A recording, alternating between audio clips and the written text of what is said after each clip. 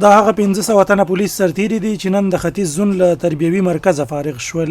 فارغ شویو سرتیرو د یوې میاشتې په موده کې په نظامي، فکري او د نظم او تنظیم برخه کې اړینې زده کړې ترلاسه کړي دي.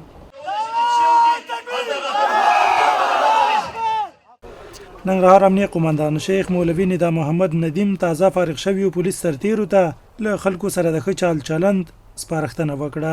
امنیه قومندان وایي په لومړۍ دوره کې له دغه تربیوي مرکزه 1500 تنه سرتیري فارغ شول او د محترم مقام او وزارت په هدایت او د ټاکل شویو مسؤلینو منصوبینو په زیار او خوارۍ باندې دا د الحمدلله نن د یو نتیجې سره مخ یو.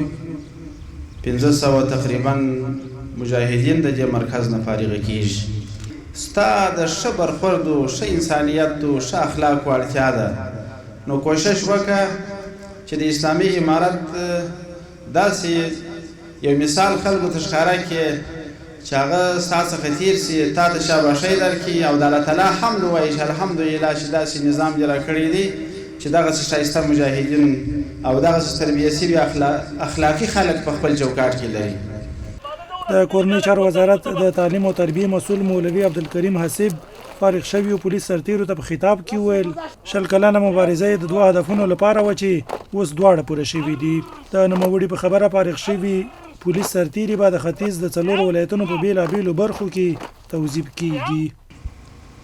20 کاله مبارزه د 2 هدفونو لپاره وه. اول د افغانستان د پاکه مقدسه خاوره د اشغال د تورو تیارو نه خلاصول. تاسې ټولو ته د مبارک وي الحمدلله. الله دا لوی نعمت را په برخه که. دویم د افغانستان په دا پاکه مقدسه خاوره باندې د اسلام سپېڅلی دین نفاذ. استادان یې په اسلامي او ملي روحیه د پولیس سرتیرو د روزلو ډاډ او فارغ شوي پولیس وایي د یوې میاشتې په موده کې اړینې زده کړې ترلاسه کړي دي.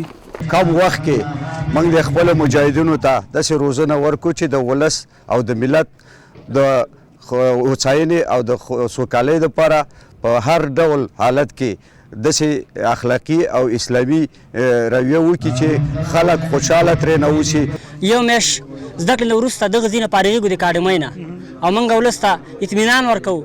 موږ ډېر څه نه زده کړې، دلته م زده کړه.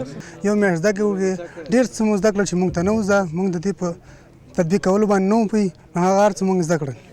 د اسلامي امارت چارواکو دغه راز د ختیځ زون په کچه د دغه تربیوي مرکز د فعال ساتلو ډاډ ورکړ.